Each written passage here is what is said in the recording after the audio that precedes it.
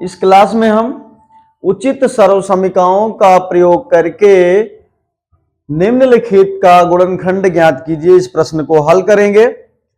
तो सर्वसमीकरण क्या होती हैं? जैसे A square minus B square equal to A plus B into A minus B, ये सर्वसमीकरण है। इसी तरह से a प्लस बी का whole square equal to A square plus 2ab plus B square. इसी तरह से a माइनस बी का whole square equal to A square minus 2ab plus B square.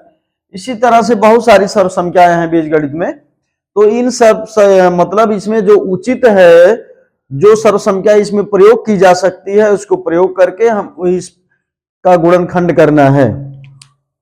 देखते हैं किस प्रश्न में कौन सी सर्वसमीकरण उपयोग की जाती है। पहला प्रश्न है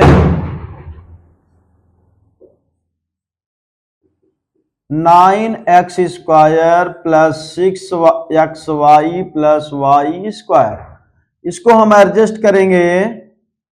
9 की जगह लिख सकते हैं 3 इंटू 3 x स्क्वायर, 6 की जगह लिख सकते हैं 2 into 3xy plus Y square.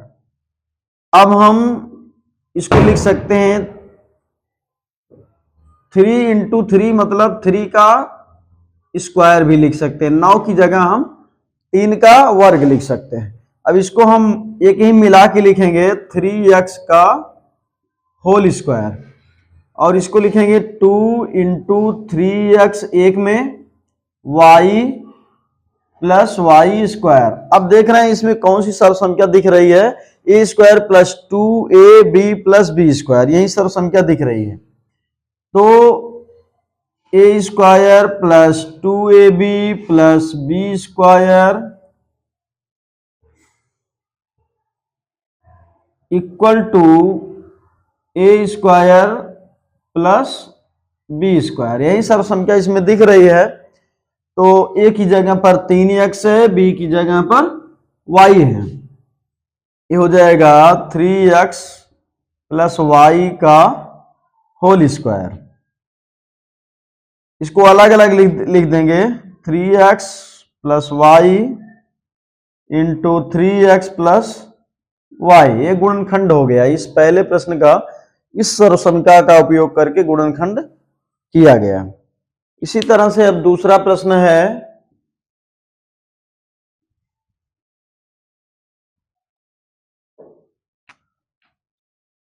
4y square minus 4y plus 1।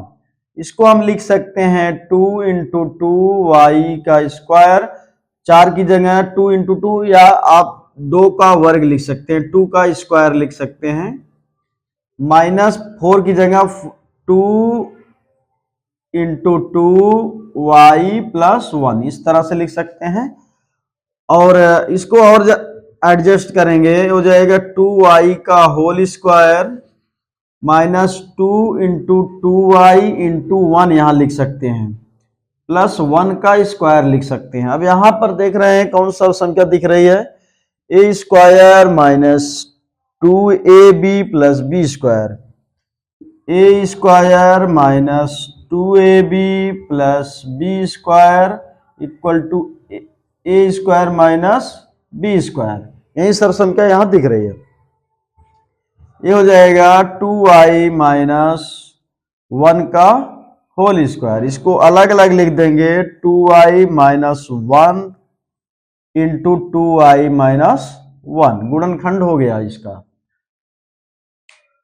इस तरह से अब तीसरा प्रश्न है, उसमें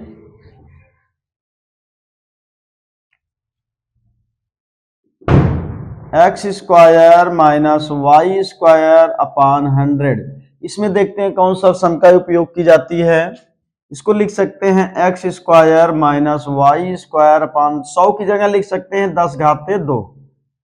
ये हो जाएगा बराबर x square Y square upon 10 square, मतलब y अपान 10 का होल स्क्वायर, ऐसा लिख सकते हैं।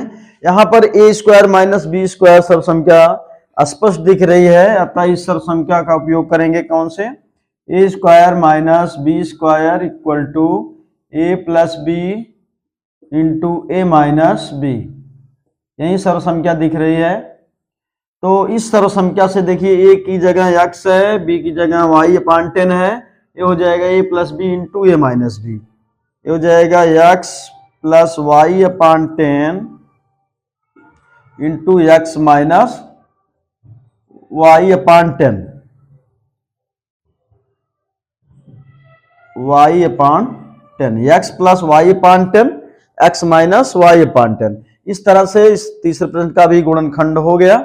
इस तरह से हम उपयुक्त सर्वसंख्याओं का उपयोग करके गुणनखंड करते हैं।